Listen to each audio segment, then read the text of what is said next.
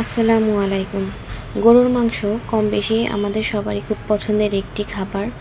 গরুর মাংস আমরা বিভিন্ন স্টাইলে রান্না করে থাকি। তো আজকে আমি যেভাবে রান্না করেছি সেই রেসিপিটা আপনাদের সঙ্গে শেয়ার করছি।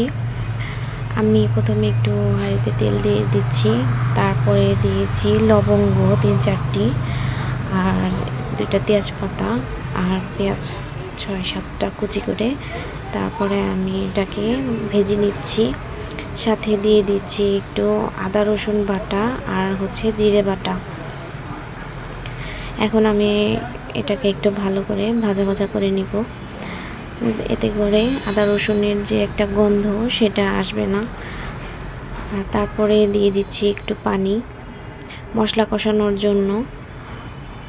তারপরে দিয়ে দিব হলুদের গুঁড়া, তারপরে দিব মরিচের গুঁড়া, ধনিয়া গুঁড়া, লবণ, আর টমেটো কুচি দিয়েছি, আর দিয়েছিলাম টক দই। আমি এগুলো দিয়ে মশলাকে খুব সুন্দর করে কষিয়ে নিচ্ছি।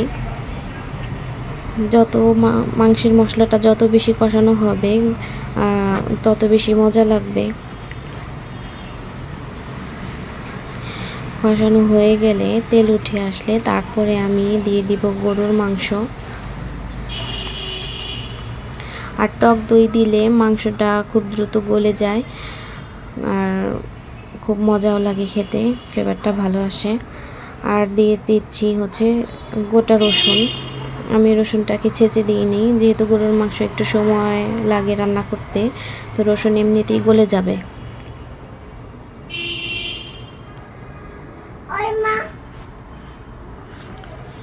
তারপরে দিয়ে দিচ্ছি এলাচি, দারচিনি।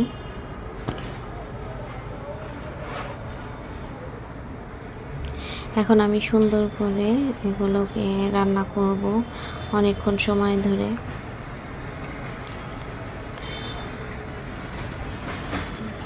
এভাবে রান্না করলে আসলে গরুর মাংসটা খুবই মজা হয়। আর গরুর মাংসে আপনি একটু যদি এক্সট্রা রসুন দেন তাহলে সুন্দর একটা ফ্লেভার আসে, আর খেতেও ভালো লাগে।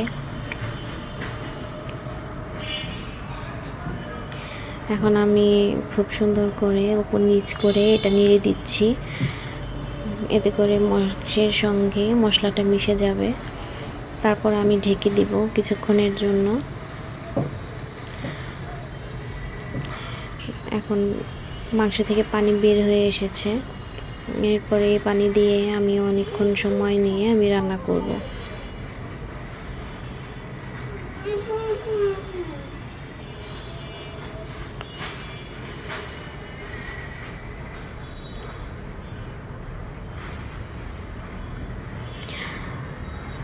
আমার রান্না করার আগে কয়েকবার আমি এভাবে নেড়ে চেড়ে দিয়েছিলাম, বাস হয়ে গেছে আমার রান্নাটা।